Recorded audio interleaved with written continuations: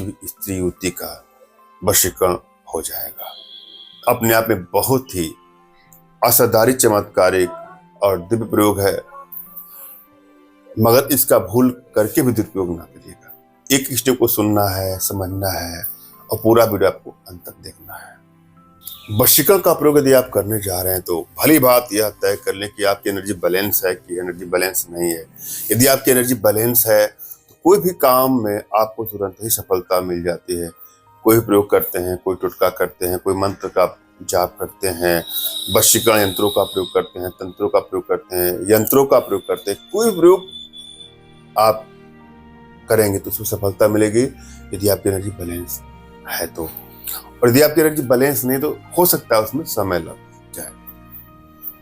Energy balance है कि नहीं इसके लिए अपना तुरंत खींचा हुआ फोटो, अपना नाम और उनका नाम, उनका कोई लेटेस्ट फोटो व्हाट्सएप करिएगा।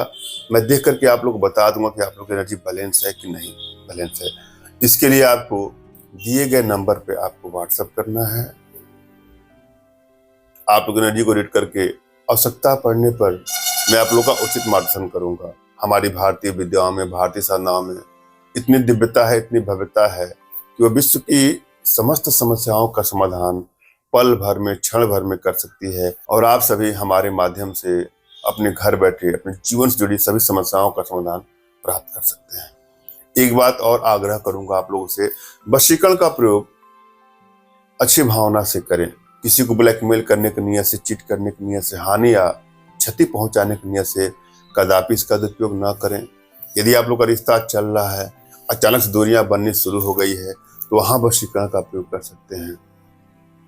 यदि आप लोग रिश्तों में कड़वाहटें बढ़ती जाती हैं, क्राइसिस बढ़ते जाते हैं, बात बात पे तू मैं मोह होना शुरू हो गया है, ऐसा लगता है कि अब मानो ब्रेकअप हो जाएगा, तलाक तक की नौबत आनी है, वहां पर इसका प्रयोग किया जा सकता है।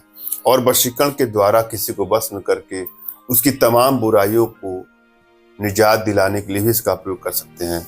किसी का ड्रिंक छुड़ाना हो, कोई नशा आदि का शिकार हो चुका है तो उसको अपने बस में करके उसके तमाम ऐप से छुटकारा पाने के लिए भी इसका प्रयोग कर सकते हैं। मगर भूल कर भी किसी का अहित करने की नियत से इसका कदापि दुरुपयोग न करें।